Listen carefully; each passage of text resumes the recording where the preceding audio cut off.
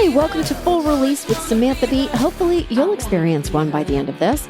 Hope everyone's enjoying their hot vax summer, but to do so, you need to have gotten vaxxed. Plus, if you are, you can ditch your mask and inhale all of that unfiltered pollen in peace. Good for you. So whether you're tanning at the beach, or running from cicadas, you've picked the right podcast to listen to, because this week and every week I'll be interviewing a special guest who I am a genuine fan of and who I promise will be an absolute delight from start to finish. I am joined by my producers, Adam Howard and Svea Baron-Reinstein. So podcast gals, we're talking to fashion icon Tim Gunn today. I love him. So, okay, what's a clothing trend or a personal fashion choice you've made in the past that you super regret today and that you hope that there's no photographic evidence of anywhere in the world?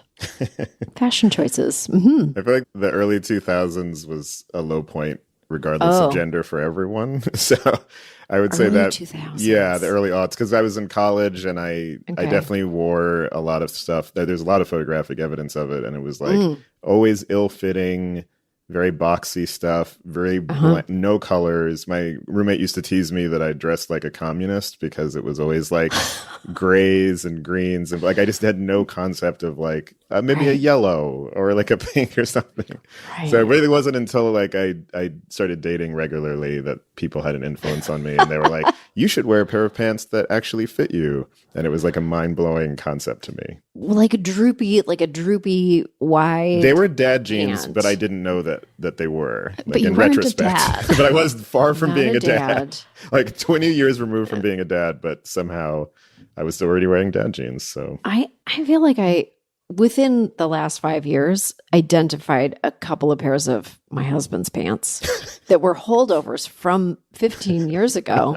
And I just went, you've got to, these are not acceptable pants anymore. You look like the neighbor on, what's the Tim Allen show? Home Improvement. You look like the neighbor on Wilson? Home Improvement. The guy who threw the fence? That's so funny.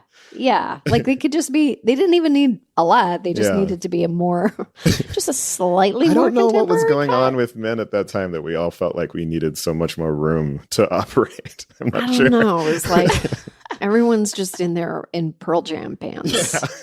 Yeah. Svea, what have you fallen a fashion victim to? This is going to sound not the way I mean it to, but I don't have a lot of regrets. I feel like I'm very cautious. Fancy. I feel like I'm very cautious. So like I'm pretty pleased with what I've worn. But that's, I feel like, a recent thought, because when I was very young, like 3 or 4, I would only wear my brother's old clothes. And so in high school, everyone would have like cute childhood photos and mine would be not cute. Like really cute, like adorable. Flowery outfits. And I'd be wearing like slacks. And I had like a sport coat of his and a blue clip-on bow tie that I loved. And so I wore that to my sister's bat mitzvah. And so I ruined a lot of other photos of people's. And I used to wish that I just had some like normal childhood looking photos. And now I actually really love them. Yes. Because I think I look adorable. That's so and just cute. wore whatever I wanted. And my parents were totally happy to let me wear whatever I wanted. Oh, that's adorable. Yeah. That is so goddamn cute. Thank you.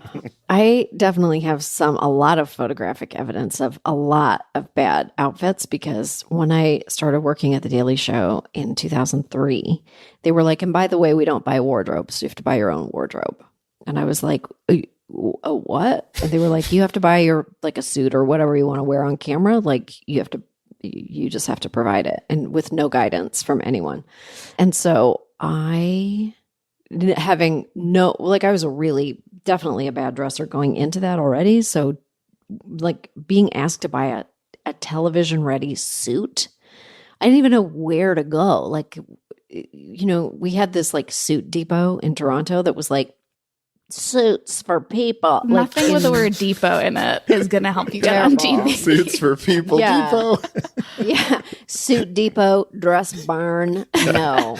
So I went to the suit depot and they were like, here's a great suit. It's camel. And so I bought, my first offering was a brown suit. And I brought it to the studio in New York and they were like, you bought a fucking brown suit?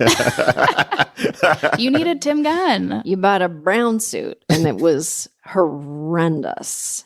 And so then I was like, oh my God, I panicked. Like everyone was like, you kind of like started that job and everyone was like, you have to know how to do this job before you get here. Like no one's going to help you. So I came with my brown suit and everyone was like, well, I definitely know you're not wearing that piece of shit because it really was awful. So then I went to Lord and Taylor and I was like, I need a blue suit. It's got to be blue. And they sold me a suit that was so polyester. It was just like the worst suit. The shape was fine, but the fabric was insanity. And so I went out with the first producer, who's still a good friend and I love him. And he was like, I'm afraid. He was like, I'm afraid if you wear that suit under the hot lights, it's going to melt onto your skin and fuse to your skin, and you're going to die from it. And I was like, I got to get another suit. And I had no money at all. I'd love to see this montage. Yeah. And I didn't get anyways, I got paid so poorly that I didn't have money for another. I actually just couldn't afford another suit. So I had to go and get a third suit. And I got a suit that basically, like, if you were a nun, you would wear. So I got a nun's suit and I wore it with really chunky, like, nun shoes. And that's on camera and you can see that. Wow. You can see evidence of me dressing like a woman who has married Christ. Snazzy. Really snazzy. There's a whole lot of bad. It took me a few years, like a good solid 5 years to get an array of suits that were camera ready, and absolutely no one cared. They were like, go on camera wearing whatever, but you definitely don't know how to dress. Awful, horrific. Okay. It was just actually even just talking about those suits made me sweat. We are going to take a quick break, but we have Tim Gunn coming up. Hello, I'm Paul F. Tompkins. And I'm Nicole Parker, and Season 3 of the Neighborhood Listen is back. That's right. For another season, we explore the fictional town of Dignity Falls via improv inspired by posts from a certain neighborhood social networking app. We interview special guests who represent the best, the brightest, and most intriguing parts of the Dignity Falls community. To sign up and get a free month of Stitcher Premium, go to stitcherpremium.com/neighborhood, select the monthly plan, and use the promo code NEIGHBORHOOD. That's stitcherpremium.com/neighborhood, promo code NEIGHBORHOOD.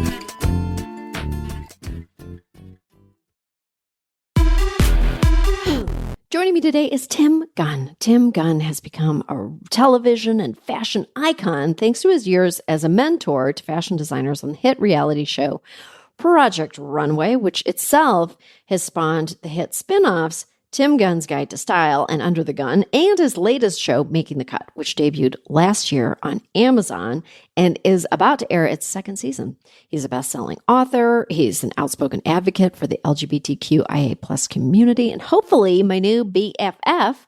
Oh my God, Tim Gunn, I'm so excited to be talking to you right now. Well, Samantha, not as excited as I am to be talking to you. Oh boy, I am such a huge fan. I just think you are awesome. And you've done so much stuff for the show. And so I'm in total gratitude to you. And I have a lot of questions for you. Oh, I'm thrilled. Should we just dive right in? Should we Let's just go? dive in.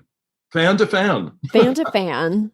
Give me the straight goods before we get, because I do have a few fashion questions. Okay. And I hope that that's okay. I've had a complete and total fashion revolution of my own during this pandemic. So I love Oh my God. We have to talk about it. But first we have to talk about whether or not you truly feel that I have to give up my skinny jeans. I'm so upset. Can I tell you? Please in all do. honesty, do not give them up. Thank you. People look so much better when their clothes fit them well. Don't And you think? baggy jean, baggy pant trend? You know, I'm really not cynical about it. I'm a pragmatist. Mhm. It's fashion's pendulum. As soon as one thing is a big hit and the stores feel and the designers feel as though the audience has been exhausted. They want us to buy something else. But I'm not getting on that baggy jean wagon at all. No. You shouldn't either. I don't want to. I don't plan to. My daughter is 15 and she's very adamant. Not only does she not want me to ever wear skinny jeans, she's viscerally like disgusted by them. Like she finds them revolting. Like because I wear them on the show. I wear them on the show because they look nice on camera. They're form-fitting. They're just like a simple kind of a basic bottom. And you have a gorgeous figure. Oh, God bless you. Thank you. It's true. But when she sees those images, she's like, oh my God, what? And then she herself is just wearing these ginormous pants. And she's like, do these come in like brown? And I'm like, what is happening? Just like, you just want to wear big brown pants. And she's like, and so should you. And I'm like, I can't. No. I mean, I cannot do this. Yeah. Teens can do almost anything. But as adults, you need to be concerned with silhouette, proportion, and fit. Because those three elements, when they're in harmony and balance, make us look great. And when our clothes cascade away from us, we look sloppy. Sloppy. Yeah. Sloppy. And the same goes, and I'm saying this controversially, about hair parts. We cannot all pull off a center hair part. No. It's not flattering to a normal human face. Well, it's really not. And in fact, your hair tells you where it wants to be parted, and you have to listen to it. Listen to your hair. Yeah. We don't all have perfect symmetry in a center part. Literally, if I do a simple center part, like a flip to a center part, I immediately look like a cackling witch from Salem, from just like I'm about to brew some type of broth in a big cauldron. You know, it's terrible. I have to say, a side part is more flattering to men and women. Yes. It simply is. And because when you have a center part, it means everything else on your face has to be perfectly proportioned and symmetrical. And for most of us, that's not the case. We cannot do this. We cannot do this. And I'm like, teens, you just haven't figured it out yet. Yeah. You just haven't figured out what's flattering on you, and you kind of get away with it because your skin's so great. Well, watch out. Exactly. Wait for it. Yeah. I'm not converting. No, don't, please. No, God, no. Wave that skinny jean flag. Thank you. Thank you. Thank you for permission. I'm going to call upon this information later when I talk to my daughter later today, and she goes, "What are you doing?" I'm going to go, "Excuse me, let's talk about Tim Gunn. He's an expert. So please." Well, I want to tell you too, if you'd asked me for permission to wear baggy pants and jeans, they're pants, I wouldn't have given it to you. I would have talked you out of it. Thank you. Structure. Yeah. I know I'm 51 years old, and I know that this body needs structure. Oh, well, at 67, I need even more. A shoulder, something, please. Something at the waist. God. That's not an elastic waistband. No. Okay. Do you think that Donald Trump was wearing his pants backwards at that recent rally in North Carolina? What's your professional assessment? I have no doubt that everything he wears is backwards. Everything. In fact, I'd like his jackets to be backwards. They'd be closer to a straight jacket, which is what he needs. That's nice. I like that. He should have had a matching jacket. Just put the whole thing on backwards. They looked backwards. They did look backwards. I mean, I recognize that the zipper was in the front, but that doesn't mean that the joke wasn't on all of us and that it was a backward pair of pants with a zipper on the back. Very, very messed up. Very messed up. Probably too much conversation about it. Not surprising. And also talk about an unmade bed. He personifies that. I mean, talk about sloppy dressing.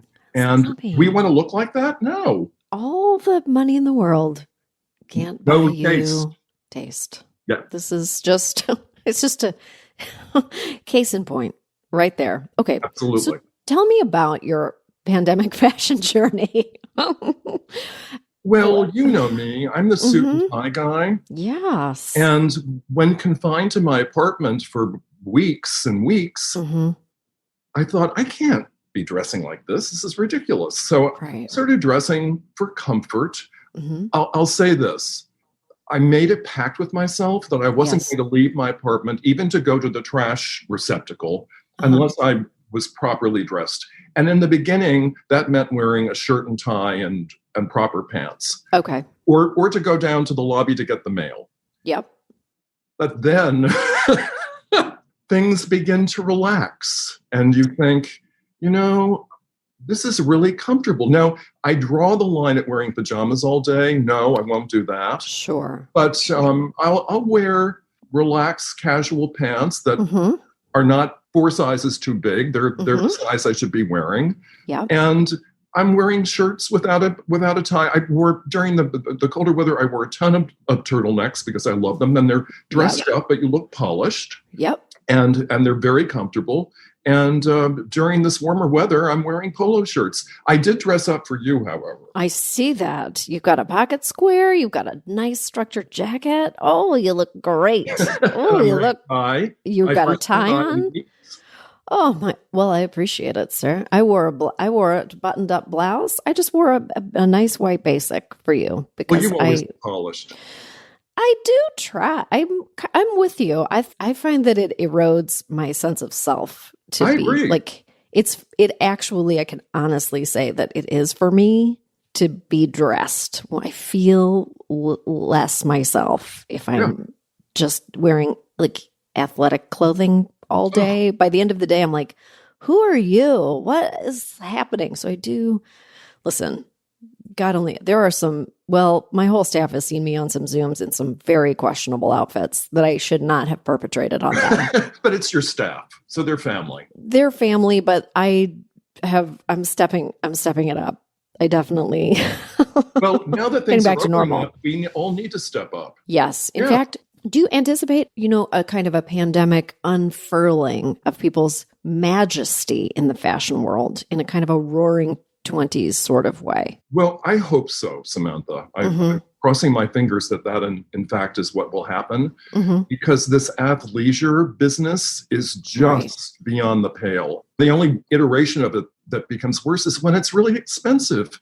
I saw a $1,400 pair of cashmere sweatpants.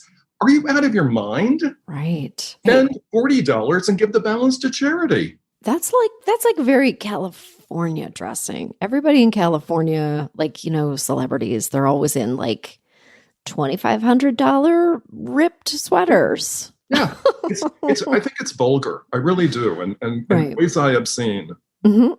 Oh, I'm with you on that. I don't love it. No. I don't love that trend. Even before the pandemic, I had a lunch, 5 or 6 years ago with a magazine editor, and I arrived and was rather stunned. I don't have a good poker face, as you know. Stunned to see him wearing ripped jeans and a T-shirt. And he looked at me and he said, "They're Dior." And I thought, what difference does it make? It's jeans and a T-shirt. Jeans and a T-shirt. Yeah. Yeah. My husband is very confused by that because he does feel like he's very like, how the Rainbow Room, I've actually never been to the Rainbow Room, but they have a jackets policy. Yes.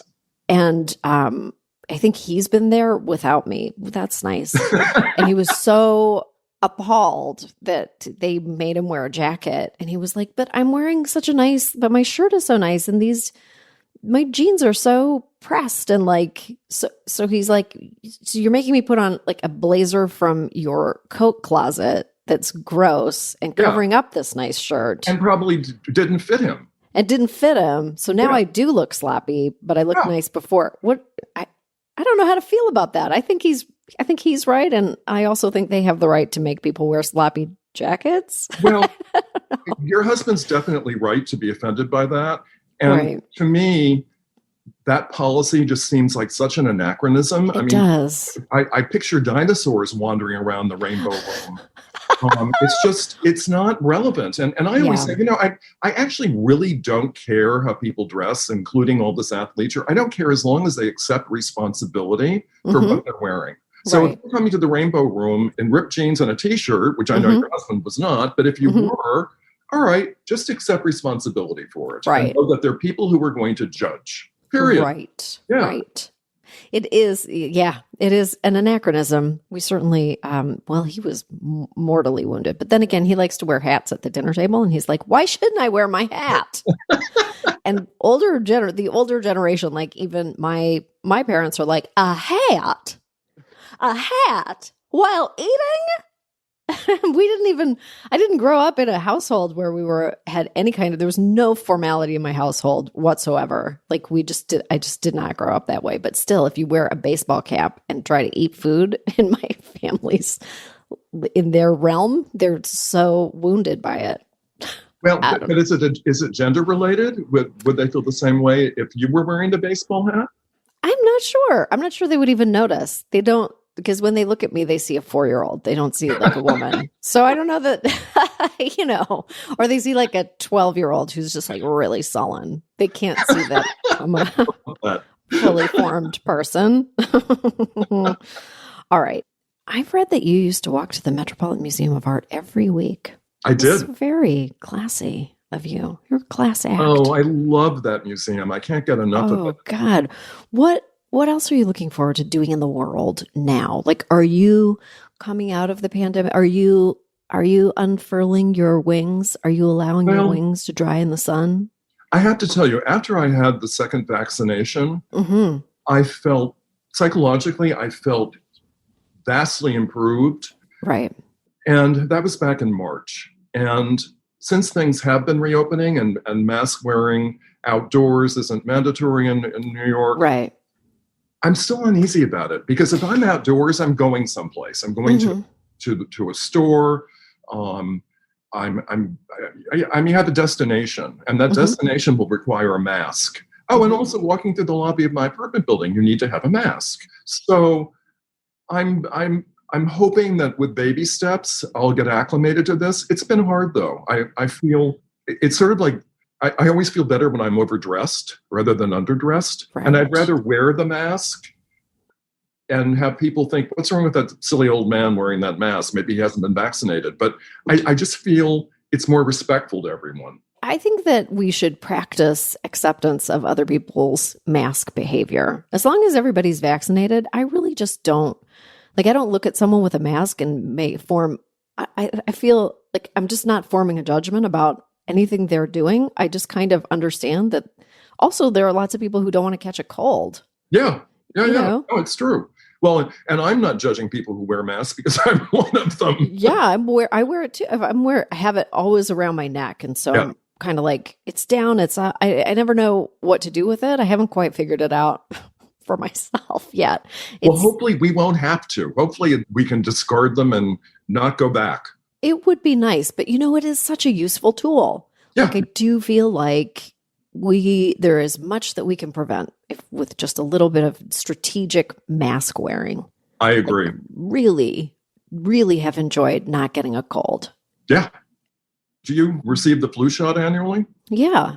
Okay. Yeah, I do. But to not even be subject to, just to be free of sniffles and little stomach bugs and stuff. That's been really nice. It's my biological system. I always have the sniffles. Oh, you do? Okay, so well, that's fair. If I don't, then there's something wrong. Something's terribly wrong.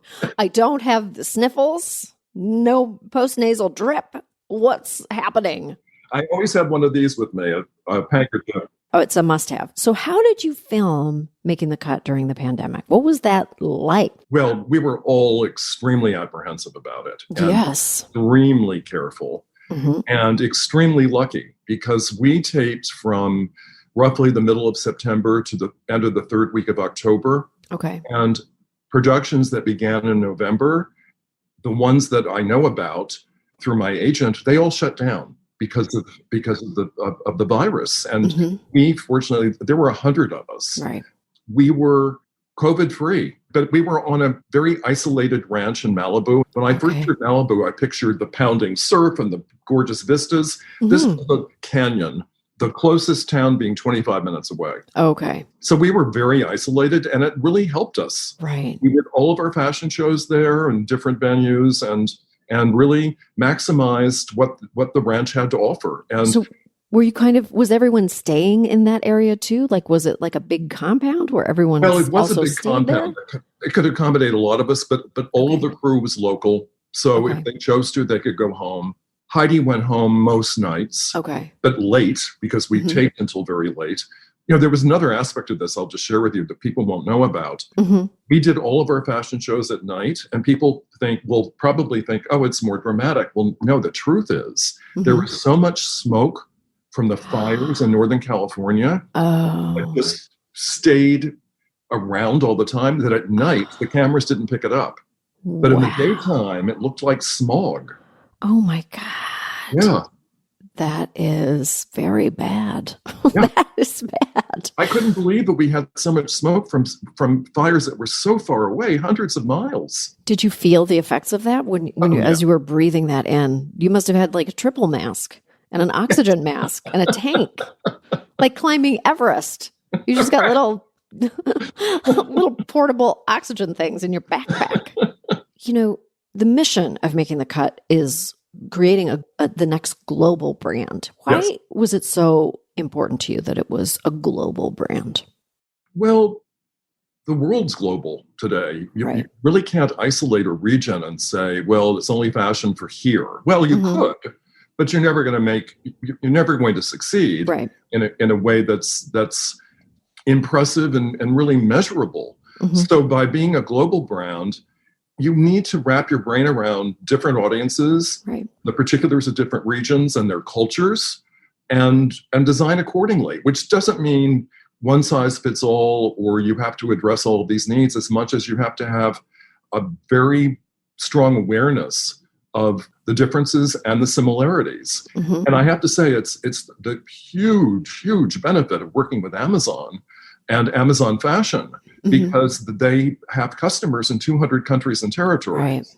So they do understand the demographics, and they've been enormously helpful to us as a show.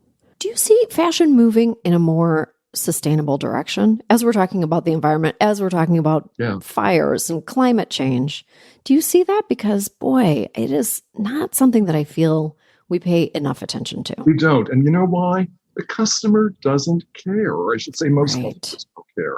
And quite frankly, sustainable fashion, generally speaking, is more expensive because the sourcing is more limited, and there are things that need to be improved. I mean, I used to have a serious loathing for non-woven textiles, meaning man-made textiles. But in the last 20 years, they've evolved so profoundly that you wouldn't know the difference between a man-made silk and a silkworm silk. And my feeling, except we still have the sourcing issue, which means it's more expensive. But in the area of, say, leather, it's got to get better. I mean, the fake leather just looks fake. Right. And you sweat in it in a different way. It's just impermeable. It's like wearing a raincoat. Yeah, or a wetsuit. Yeah. Or a wetsuit. Yeah, and exactly. Yeah, a vinyl raincoat. And it becomes a wetsuit, but inside. On the inside, just you are slick. How do we limit? I mean, we can talk about fast fashion, but the environmental impact of fast fashion is profound. Absolutely. What do we do about that? It's very difficult. And I think, fast fashion is I really don't have a fully formed thought about this, but it's such a difficult issue because I do understand that inexpensive fashion and like leaping on a trend, it's something that's like very accessible and it's like really fun for people, but it does have a tremendous impact on, the working conditions in the sweatshops that are pushing out fast fashion. Like tracing it back is really, it's kind of jaw-dropping. It is. I agree. And I think the bigger issue, deeply related issue, is consumer behavior. Right. Because people have this fervor for buying stuff. Right. And many people, and including people I know, buy things so, what's the word I'm searching for? So, like habitually, or just even like as a little, as a burst, as an energy burst, a little rush. And I know that there's been a lot of that during everyone's being shut in. And for me, I've been buying things that I didn't buy before. Those polo shirts and those those turtlenecks.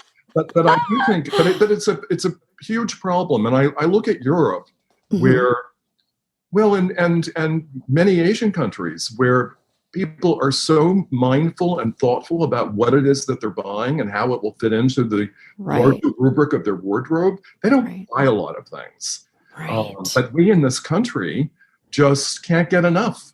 We are consumers here. Yeah. I mean, I know people who live in little New York apartments, even littler than mine, who have dress racks in their living room because their closets aren't big enough to contain all the stuff that they buy. And I think, don't you think it's time to edit and take it to Goodwill or Housing Works or some charitable organization? Give these things away. You can sell them now. There are so many places where you can consign your unused, unwanted clothing. And it's just a great, if you don't want to just, okay, let's say you don't want to donate at all, but consigning it is a little adventure as well. Yeah. It gives you that little rush when someone buys your sweater. Yeah. You get a little ding. You get a little. No, for some people, when someone buys that sweater, it means I should never have taken it to the consignment shop. Right. Like, wait, no, you can't have it. Now I want it back. That's not for you. Did you ever think that you would be in like reality television to this level? Like we've all never. Well, the first season of Project Runway. Yeah. I was a consultant. I wasn't even supposed to be on the show. So the fact that this has happened and it all happened after I turned 50 is such an incredible phenomenon. I still pinch myself, Samantha. I still think I can't believe this. What was that like? So you were behind the scenes, you were a consultant on that show. And at what point did they say, wait a second, hang on a second, you're really good on camera. Let's transition you. Like, would you like to try, like, what was that process like? I don't even think they thought that. I think, well, I'll tell you what I think. They came to me the day before the designers were arriving. Okay. And said, would you be willing to go into the design studio and ask the designers what they're doing? And I thought, well, it's how I've spent 29 years of my life. Right. Yeah, sure. And that first day when we were taping, I was very aware of the camera placement. There was a camera on the designer and there was a camera on me. And I thought, well, as long as I have the designer responding to my questions, no one needs to see me.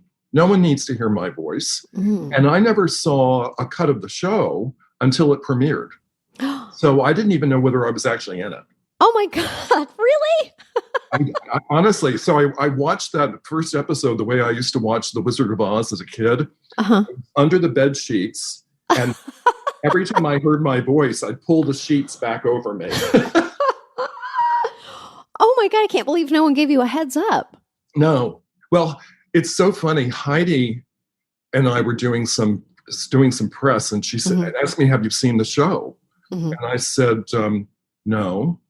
And she was surprised that they hadn't sent it to me. I said, I don't need to see it. Well, she was upset about it, but we didn't get into details about it, but she had seen it. So Okay. And the fact that we were doing press together gave me some indication that I was probably in it. Oh my God, that's really funny. TV. But can you imagine this many years later? Here Heidi and I are with this new show. It's actually making the cut as the show we've wanted to do for years. But because of the success of the other show, people wouldn't let it happen. It's like, this isn't broken. We're not going to fix it. I see. But Amazon, they've just been the most fantastic collaborators and partners. I honestly think that what makes these shows so incredible to watch, like for me, I don't watch reality television except for your shows because, and also I do like Top Chef because I love to observe expertise. Yes. And process. Exactly. Creativity. Yeah. It's incredible because these are things that it's like watching it's like watching an artist create something. Agreed. And it's something that I don't have any hope of being able to do. Like I don't know how to do these things. This is not my wheelhouse. And I love watching people be an expert. I absolutely agree. I'm in awe of the designers all the time. I'm in awe. And also the time frame. I mean, it's real.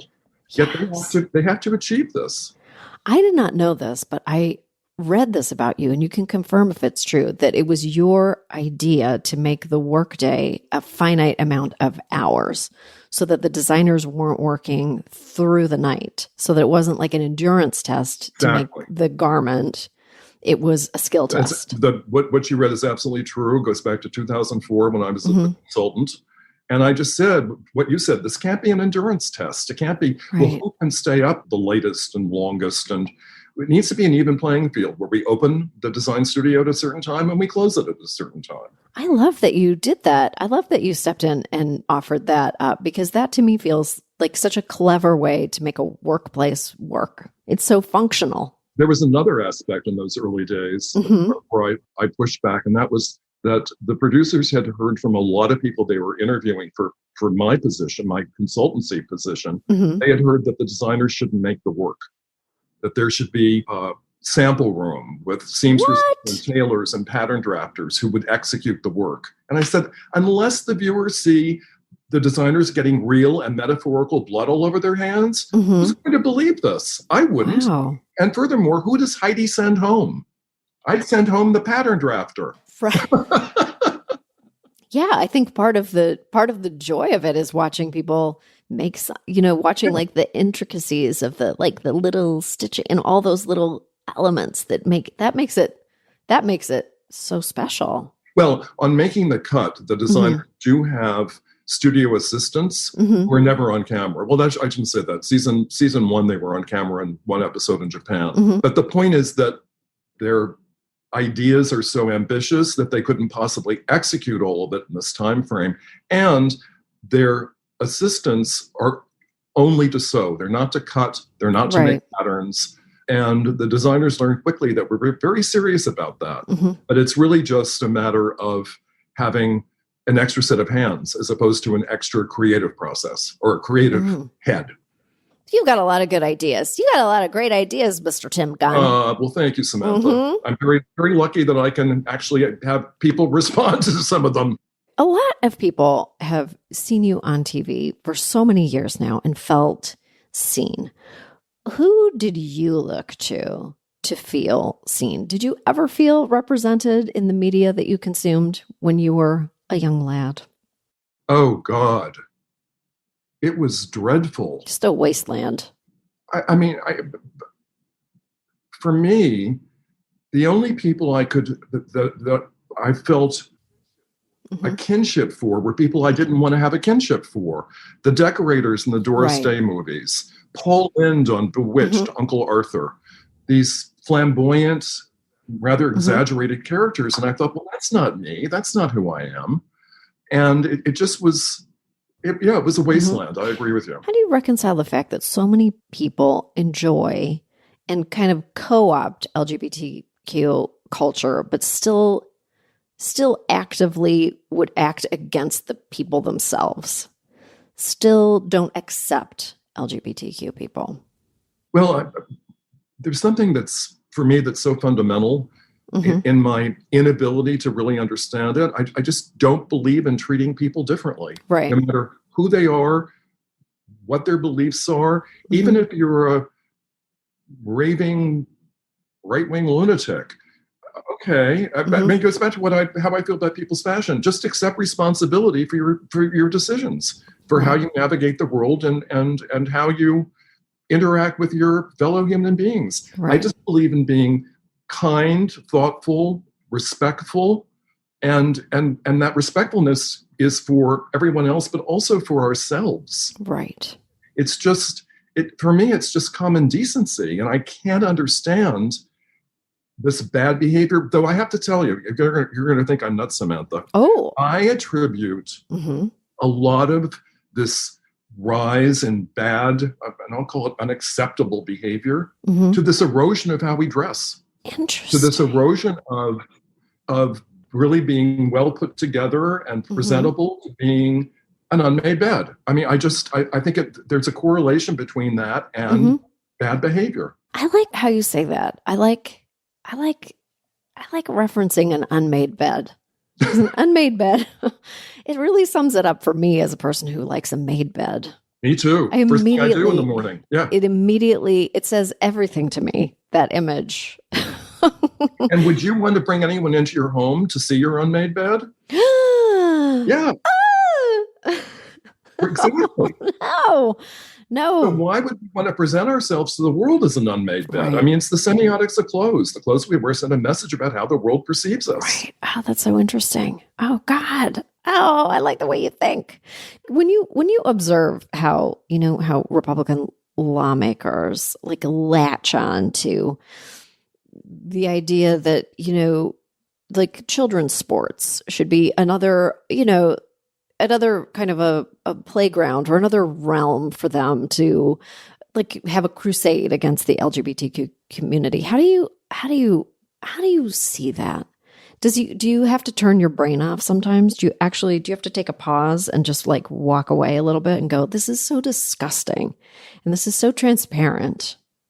I do have to take a pause. Yeah. Mm-hmm.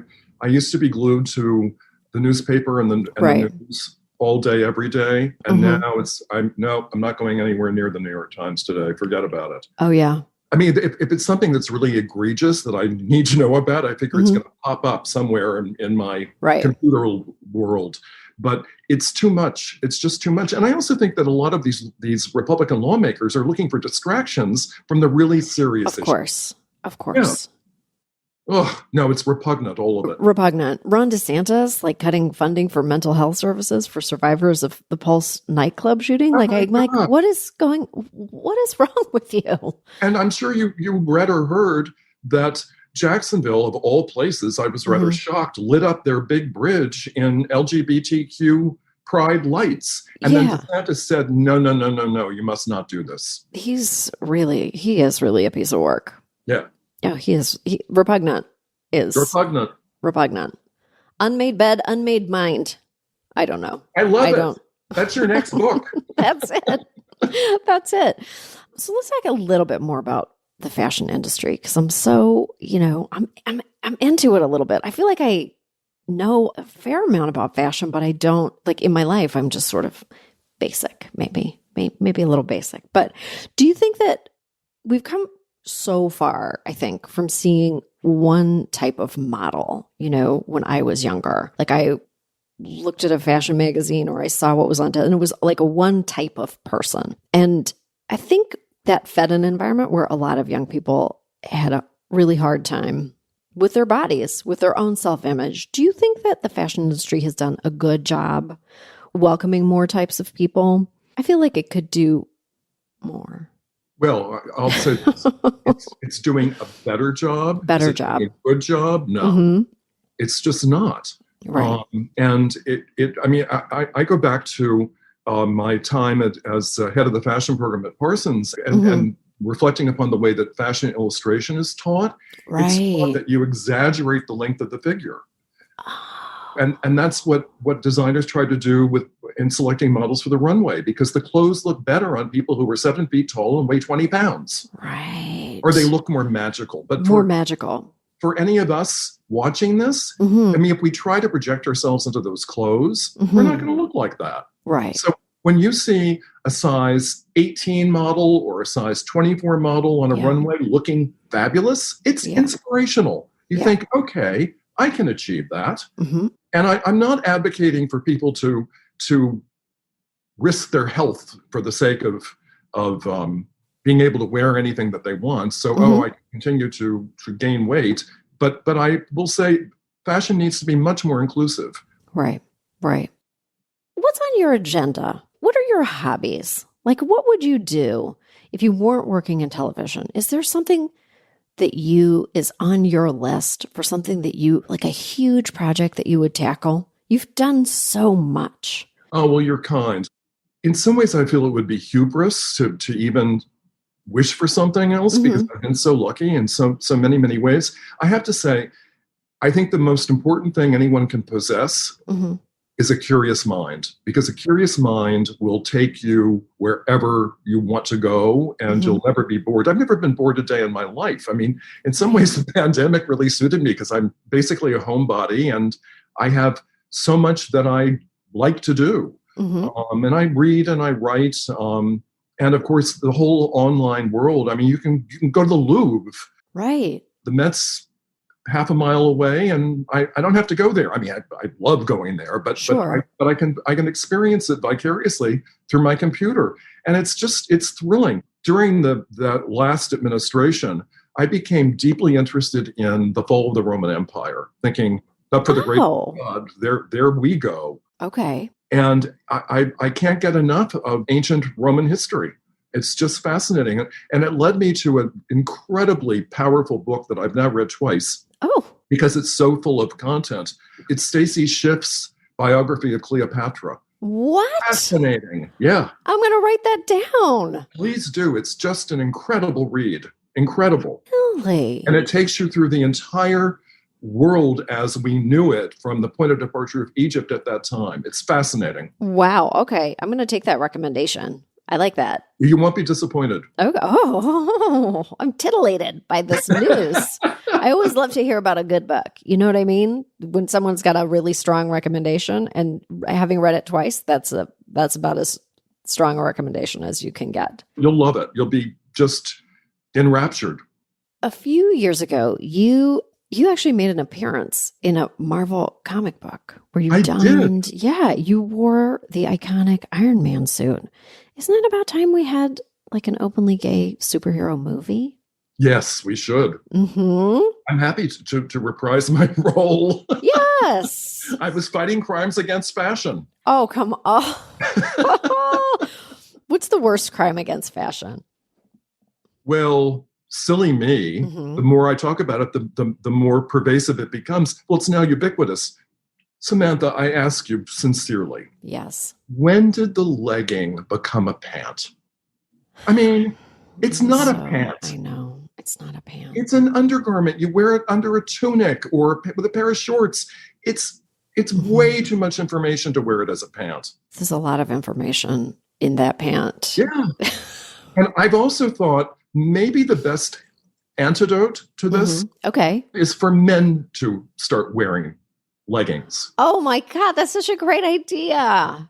Oh, what do you think? that would be a nail in the coffin. I think it would. Nobody would get behind that. No. Oh my God, I love it so much. Let's go, gents. Get your tights on. We're going to put an end to this trend. Yeah. I don't really wear leggings out in the world unless, I mean, I guess I do if I'm going to an exercise class. Oh, well, that's totally different. Yeah. Yeah. That's okay. It's brief. It's just like, it's like little brief interludes. Now, on the topic of workout wear, I have to just tell you a funny anecdote. Mm-hmm. I work out with my trainer, Jason, in Central Park. We used to go to a gym, but haven't since the pandemic. Yeah. I wear my working out with Jason clothes when I go to the park. Okay. And I had somebody come up to me on the street and say, "How dare you?" Sir, how dare you? How dare you? You tell people not to wear these things, and here you are wearing them. I said, "I'm going to work out." Please, I'm allowed. I have 10 minutes grace period. There's a grace period here to and from the park. Maybe I could stop and get a coffee. But I'm scuttling back to my house. You're like, I don't do that. Do not do that. Okay. You have talked about having a Socratic method of giving criticism, which I find so interesting. Can you explain what you mean by that? Well, I pummel people with questions. Okay. I need to know where they're coming from. I need a context to understand what I'm looking at, as opposed to just walking up and saying, "Oh, well, this, you have to do this, and this." I make it analogous to that person in the room who's dressed like a circus clown. Mm-hmm. Maybe they are. Oh, interesting. Oh, so you just pummel them with questions until they're looking into their inner soul. But that really is true. For me, the greatest reward of that approach is when when the designer sees what I'm seeing, and I don't have to open my mouth about it, where they're looking at it so intently and they're so focused that they say, "Oh, it's about this. Yes, that's it." Okay. As opposed to my coming and saying, you need to do something about this. Well, what are you talking about? I don't say anything. But if I can get them to see it, it's the greatest reward. I think that's so interesting. I think that's great. I don't think I use that approach enough in my life. I use it all the time. I just find it's very useful. Do people crumble? Do they cry? Oh, no. I mean, the point of it is really to buoy them up, Right. And to have them feel as though you're a spiritual partner in this. Okay. But I try not to do it in a way that challenges them, as if to say, "Do you know what you're doing?" It's like, help me understand this better. I need to know more about what you're doing and why. Right. Oh, I love it. I want them to feel supported. So now tell me, okay, so Making the Cut is season 2 is coming out soon. When does Making the Cut relaunch? Season 2 comes out on July 16th. July 16th. It's perfect. There are 8 episodes. We drop 2 every week. So beginning Friday, July 16th, you'll see 2, and for the next 3 weeks. Tim Gunn, I love talking to you so much. Okay, I'm gonna ask you one last question. Okay. And I don't feel like you're a person who chases trends. I don't. I really don't. But tell me, what is the next big trend? Tell me what I should look out for, other than big baggy brown pants, which I love and rock every day. But Samantha, you really nailed me. I'm not the trend chaser, and I tell people don't chase them. You'll look like a fashion victim. Right. And if I actually really knew what the next big trend was going to be, it would already be here. Okay. I understand. Okay. I get it. All of your listeners, no, don't chase them. It's too risky. If it has staying power, it'll still be there in a few years and you can buy it then. But it may just be a trend. Love yourself. Figure out what fits. Exactly. Embrace that. And fit. Yeah. Yeah. I love it. Oh my God. You're awesome. Thank you so much. Thank you so much for doing this. I hope you have a great launch of the next season of the show. I hope you have a wonderful summer. I hope you get some fresh air and space. Thank you, Samantha. And some great reading. We will both be doing that. And you already have the great space and the great fresh air right behind you. I got the fresh air right behind me. I've got I now have, this is neither here nor there, but I have so many crows in my backyard now. They have figured out that I'll put out peanuts for them. And now I have it is like the birds back there.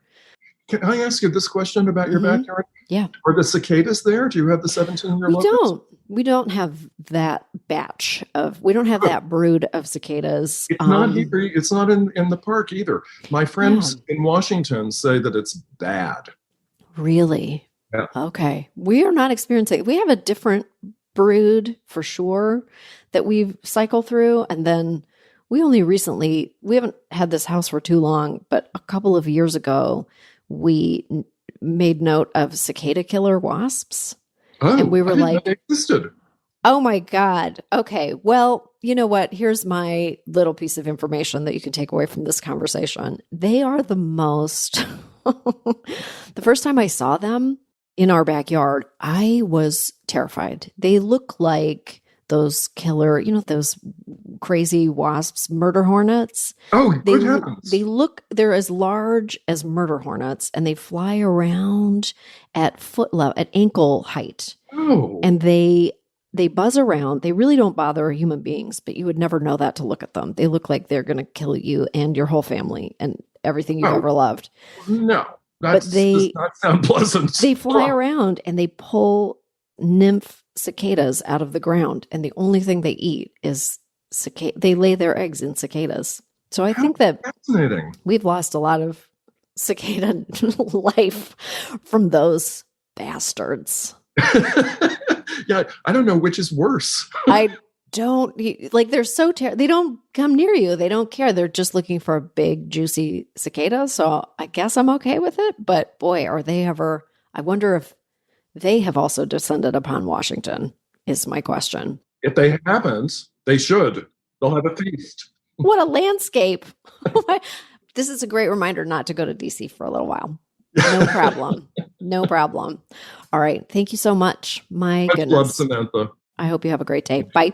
You too. Bye-bye.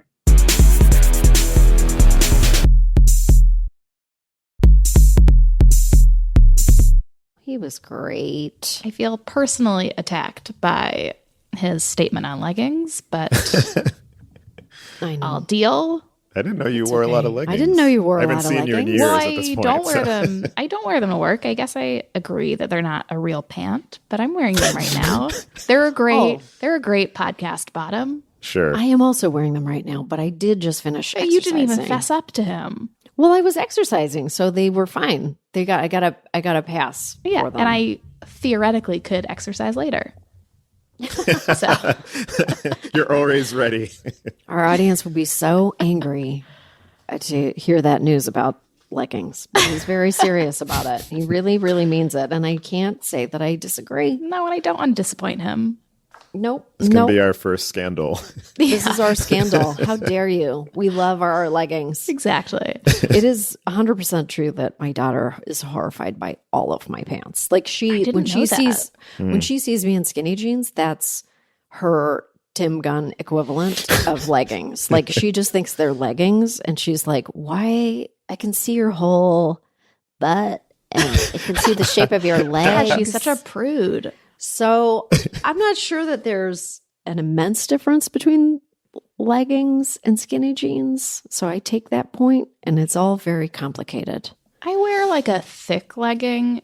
You can't see much. It's like a thick material, and I buy a new pair as soon as they start wearing out. We're Like all buying. Yeah, we're all buying They're insurance. fresh. They're always for fresh. Our fashion choices. Well- Adam, are you wearing leggings right now? Adam's wearing leggings. He's like, I'm wearing man leggings. I'm wearing like normal jeans. Like I guess they're fitted, but they're not like insanely skinny.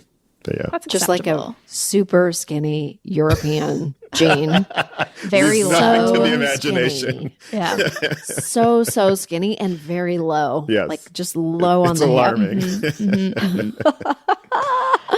All right. Oh my Well, God. Okay. just like Tim Gunn, Yes. you have real fashion opinions. I And do. there are a lot of age-old fashion debates that we didn't get to with him. So we thought we'd let you weigh in on them. Great. All right, so we're going to give you a couple fashion scenarios, and you can do your best Tim Gunn to let us know what you think. Okay. Yeah, you're the fashion police. So Oh, I'm excited. I like to police others and what they wear. So this is like one of the big all-time ones. Crocs, yay or nay? That's a nay. That's a full-throated nay. It's not something that I understand. However, I will say that I did wear flip-flops in the city for a long time before I learned that was disgusting and I needed to stop. Canadians wear a lot of just flip-flops. like your feet get really dirty. Yeah. Like city streets are just... I was constantly washing my feet. So I am not, Yeah. I don't do that anymore. I learned my lesson. That was grimy. Those were some lost years. You do see a lot of little kids with them on, and I assume it's like practical for parents when they're just like Yeah. throw something on. Yeah, I guess so. Kids just, Crocs are, I don't understand why they're not even really all that comfortable. Yeah. I mean, okay. All right, what about pre-distressed jeans? Would you buy them? Pre-distressed Like jeans. big holes, Big holes. man-made holes. Yes. I mean, no, not anymore. But I have, and I quite liked them. And then I maybe caught a glimpse of myself, and I was like, you look really stupid. That looks so dumb on you. Like, I don't pull it off. I think I'm a little bit like Tim Gunn, and maybe perhaps made in my grandmother's image, who was always like pretty decently tidy. So I just don't, it's not a look that I pull off, but I don't mind it on others. Like, I don't look at other people's jean holes and go, oh my God. I actually don't even notice it. That's so open-minded. I do feel like Thank you. you will change when you become a grandparent, because I feel like that is the one article of clothing that all grandparents are like, what do you mean Really? you paid more for holes? Fix it. Backstage want me to holes. patch those? Yeah, you just patch them while the grandchild is asleep. They love it. Take those Just to a tailor. Just go like through your old patch collection and you get like an old like Exxon patch that, for some reason. I had jeans with a patch that said Exxon when I was As in the gas company? as in yes. Is there As any in other? Valdez? Yes. It was like cool to have.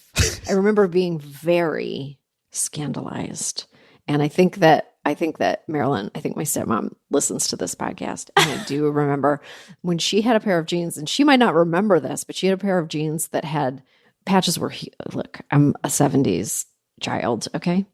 They were huge. And she had a pair of jeans with a patch on the ass that said stop. It was a stop sign. Oh my God. It's so awful. Marilyn, we want a picture if you're stop. listening. I don't think that she would even remember. Stop. Go no further.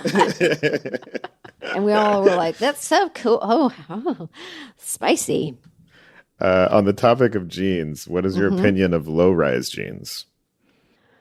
Oh, I don't know how to feel about. I don't know how to feel about extremes in jeans. As you may have gleaned from our conversation, I don't know what's fuck is happening in jeans right now. And all the women feel as I do.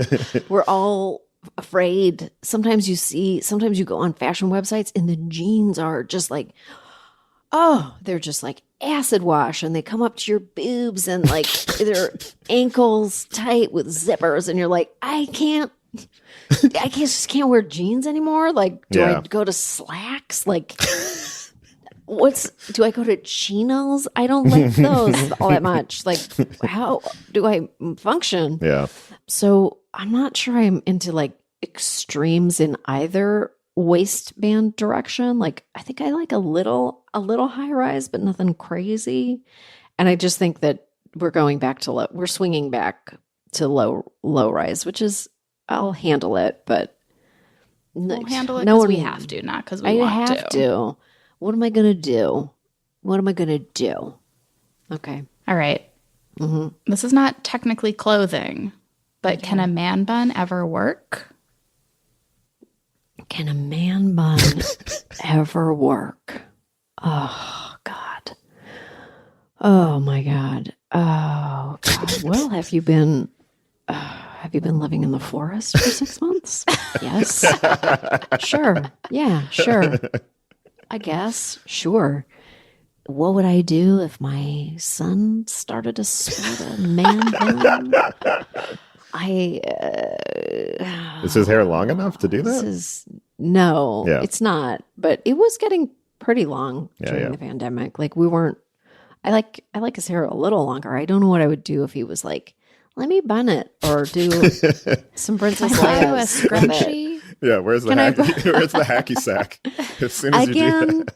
I can't. I'm not gonna. If I police his hair, he's gonna rebel against me, and then it'll just be like 5 buns on his head. And I say, I don't like braid. that. I don't want a lot of buns, so I just leave his hair be. It's not a look I love. I can't tell others how to wear their hair. So diplomatic. It's not. It's like, to me, it's like wearing, when I was growing up, if there were kids would get like a rat tail. Mm. Mm-hmm. Do you know what I mean? Like a little tail in the back. I can't stand a rat tail. I just want to snip it right off. I just want to snip it right off. And that's how I feel about a man bun. I'm like, it's a bun, it's a dinner roll, or a rat tail. And I want to cut them both off. Or you're a samurai or something. Yeah, are you a samurai? Okay, fine. You can have it. Okay, what about wearing socks with sandals? Classic faux pas. Oh, God, what? For a long time, I think that the fashion world has been trying to sell us socks and sandals. Really? Every time you would go past like the big, beautiful windows of the big department stores, like it was like little thin, like high-heeled sandals and a little thin sock. It was like socks and sandals everywhere you look, but in a fashion way, not in like tube socks and Birkenstocks. Like that is a mess. That's a mess. Yeah, something's gone wrong in your life. Your Tevas and tube socks. Like, I guess if you're walking around in a field of ticks, you should just do that. Like, it's safety. Yeah. We have ticks on our property. We all wear really long socks. Then it's kind of silly to wear them with sandals, but okay. It's not a thing I love. And I feel that it was being shoved down our throats a little bit for a while. That's good to know. We should not do that. Don't do that. But I don't profess to be like, my outfits are bad. During the pandemic last summer, We went for a walk, or I don't remember what we were doing, but we were kind of going out in the world a little bit with our masks and our safeties and whatever. And I was like, kids, I'm sick of dressing like this. I'm going to get all dressed up. And I came downstairs and they were like, I thought you said you were getting dressed up. And I was like, I am. And I had totally forgotten what that meant in every possible way. It was the worst outfit. It was really bad. And they were like, look at yourself. Like, but really try to see your outfit through our eyes. And I did. And they were 100% right. I forgot how to do it. All right. Well, final question. Okay. Simple yes or no answer will suffice. Okay. Is it ever okay to wear white to someone else's wedding? I don't know. Isn't it? I don't know. I wouldn't do it. But you might be braver than me. I don't think it's a great idea unless you want people at the wedding to hate you. Oh, yeah. Like, you might be cool enough to do it and pull it off and be like, it's not really, it's off-white, or like it's ivory, a little black and white. But are you cool enough to sustain the anger from the generations, the older generations who hate you? Right. I think you're trying to undermine their granddaughter's wedding. I went to a wedding once where someone did that, and it was like all the talk of the wedding. Like, people were just like, can you believe that she did that? Yeah, the bride might not care, but everyone else does. Yeah. Everyone else feels like it's their job to protect the bride and let you know it's not okay. Let me tell you something. I went to a wedding once, and holy shit. I bought a dress at, I guess, the Canadian equivalent of TJ Maxx. And I was like, I love this dress. This is great. It was like pale green. It was kind of like a bias cut satin or whatever. It was like spaghetti stripe. It was nice. It looked good. I was very happy. The bridesmaids had also made a trip to TJ Maxx and bought the exact same dress. And so I showed up dressed as a bridesmaid. And additionally, at that wedding, the bride didn't like me. She was not a fan. No. I was friends with her husband and whatever. Anyway. So it seemed so on purpose. Everybody tried to group me into their bridesmaid photos. Everybody thought I was a bride. Everybody. No, the bride doesn't like me. I don't belong here. Yeah, no, I don't. I'm not one of the maidens. I'm here with and then you're like, I'm here because of the groom. And they're like, you bitch. You've ruined this day. You bitch. And I'm like, all I did was shop at DJ Maxx. But I bought something that was too bridesmaid looking, and I wore it. Too many Maxinistas. Too many Maxinistas. I thought it never occurred to me in a million years. Plus, you're like not supposed to buy the bridesmaid dresses like the week of the wedding, which is what I did. Anyways, all right. Okay, this was really good. I like occasionally talking about fashion. It's nice. We're going to keep doing it. Nice. You have a lot of opinions that need to be heard. I have a lot of opinions, and probably our audience doesn't like any of them. But you know what? That's what podcasts are for. To alienate people. To alienate and anger people. All right. Well, I hope you liked this podcast. If you did, let me know in the comments. If you didn't, please consider hate listening in the future. Seriously, though, please subscribe and rate and review Full Release in Apple Podcasts. And keep sending your questions to fullrelease@cmb.com. They might even be featured in a future episode. I'll answer all your fashion questions. I know how to dress up now. I don't. I forgot. Tune into Full Frontal with Samantha Bee Wednesdays at 10:30 p.m. on TBS. And if you need even more Sam Bee, there's always additional Full Release on Stitcher Premium. We'll see you next Tuesday for another Full Release.